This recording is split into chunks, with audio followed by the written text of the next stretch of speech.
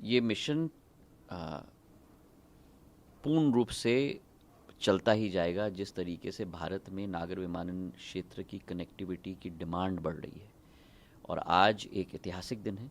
प्रधानमंत्री जी का सपना था, जिस एयरपोर्ट का शिलान्यास उन्होंने 2019 में किया, होलोंगी ईटानगर का एयरपोर्ट, और जिसका लोकार्पण उनके करकमलों के आधार पर इसी महीने के 19 तारीख को किया गया उनके द्वारा।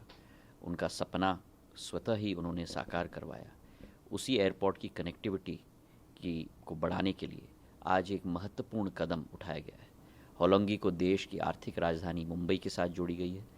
होलोंगी को राष्ट्र के एक सांस्कृतिक रूप से एक महत्वपूर्ण शहर और व्यापार का महत्वपूर्ण शहर कोलकाता के साथ जोड़ा गया है, और उसी के आधार पर कोलकाता दिल्ली का कनेक्शन भी दिया गया है। और मुझे विश्वास है कि उत्तर पूर्वी राज्यों में जो कनेक्टिविटी बढ़ाने का कार्य हम लोग कर रहे हैं, अप्रैल के माह में डॉर्नियर 228 के आधार पर अलायंस एयर का डिब्रूगढ़, पासीघाट और लीलाबड़ी की जुड़ाव हमने की थी। उसके बाद 4 महीने बाद ज़ीरो, जो एक एडवांस लैंडिंग ग्राउंड है बिल्कुल सीमावर्ती इलाके पर, उसकी भी कनेक्टिविटी हमने बढ़ाई है। आने वाले समय में दूसरे लैंडिंग ग्राउंड्स को भी हम जोड़ने जा रहे हैं। और कल एक अतिरिक्त कार्यक्रम है जहां अलायंस एयर की कनेक्टिविटी पासीघाट के लिए और फ्लाईबिग की कनेक्टिविटी डिब्रूगढ़ के लिए दोनों दी जाएगी। तो ये कनेक्टिविटी बढ़ाने का कार्य दोनों इंटर राज्य और इंट्रा राज्य ये कार्यक्रम जारी है। और उत्तर पूर्वी राज्य में दोनों अधोसंरचना बढ़ाने का कार्य, जहां 9 एयरपोर्ट्स थे 2013-14 में, आज 16 बन चुके हैं उत्तर पूर्वी राज्यों में। और ऐसे 2 राज्य जहां एयरपोर्ट्स ही नहीं थे, वहां आज सिक्किम में पाक्योंग में एयरपोर्ट है, अरुणाचल में एक नहीं लेकिन 3 एयरपोर्ट है, तेजू, पासीघाट और होलोंगी, तीनों को मिलाकर। तो ये वृद्धि उत्तर पूर्वी राज्यों में भी हम दे रहे हैं और पूरे देश में भी दे रहे हैं। जहां 74 एयरपोर्ट 13-14 में थे, आज कुल मिलाकर 143 एयरपोर्ट्स पूरे देश में बन चुके हैं।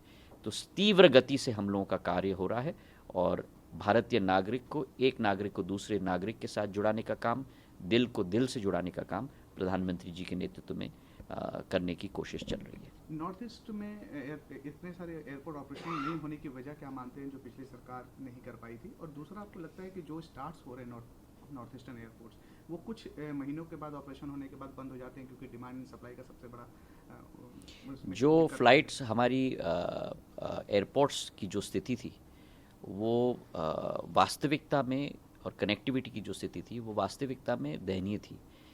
13-14 में, जैसे मैंने आपको बताया, केवल 8 राज्यों में केवल 9 एयरपोर्ट्स थे। 8 राज्यों में से ऐसे 2 राज्य थे जहां एयरपोर्ट्स ही नहीं थे। आज 8 राज्यों में 16 एयरपोर्ट्स हैं।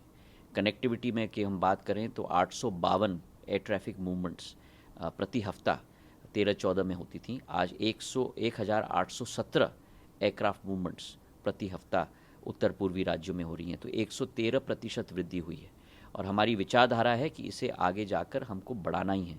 कृषि उड़ान जैसी योजना, देश में जो करीब करीब 55 एयरपोर्ट्स पर हमारा फोकस रहा है, उसमें से 28 एयरपोर्ट्स उत्तर पूर्वी 28 क्षेत्रों में हम लोग कनेक्टिविटी कृषि उड़ान के द्वारा हम लोग उत्तर पूर्वी राज्य में दे रहे हैं। तो उत्तर पूर्वी राज्य को ग्रोथ इंजन बनाना, उत्तर पूर्वी राज्यों को महत्व देना, यही हम लोगों का संकल्प है, और आगे भी यही संकल्प हमारा रहेगा। बहुत बहुत धन्यवाद।